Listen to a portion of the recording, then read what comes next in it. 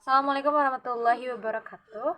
Perkenalkan, nama saya Deswita Nur Hakim. Hari ini saya akan membahas tentang manajemen berdasarkan aktivitas atau activity based management. Pengertiannya itu apa sih?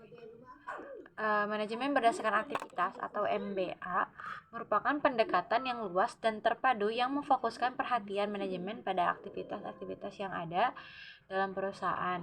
Dengan tujuannya itu perbaikan nilai pelanggan dan laba yang dicapai dengan menyediakan produk yang bernilai.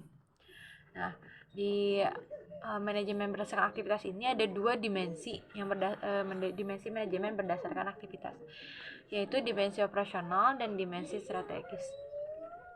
Dimensi operasional itu membahas tentang apa yang akan menjadi sumber-sumber terjadinya biaya atau pemicu biaya dalam perusahaan dan diwujudkan dalam aktivitas-aktivitas untuk merealisasi biaya yang akan terjadi.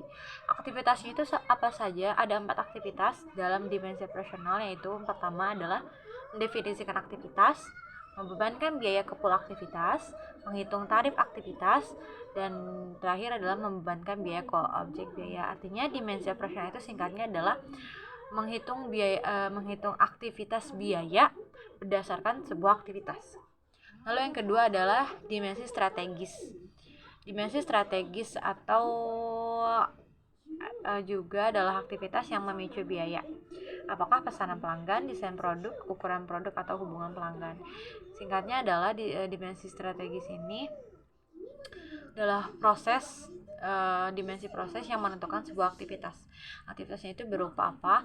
Menganalisis pemicu biaya, mengidentifikasi aktivitas, dan menganalisis kinerja.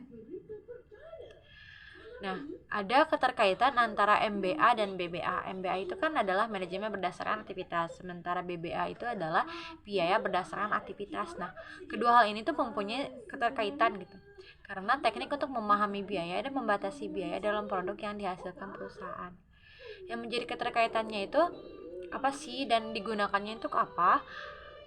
Digunakannya itu yang pertama adalah mendesain produk atau jasa.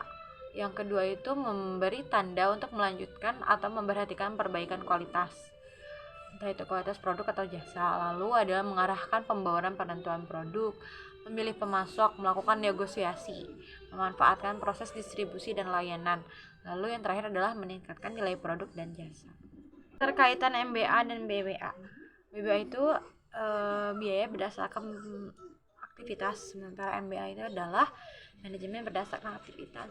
Di antara kedua itu, MBA itu dianggap lebih akurat. Kenapa?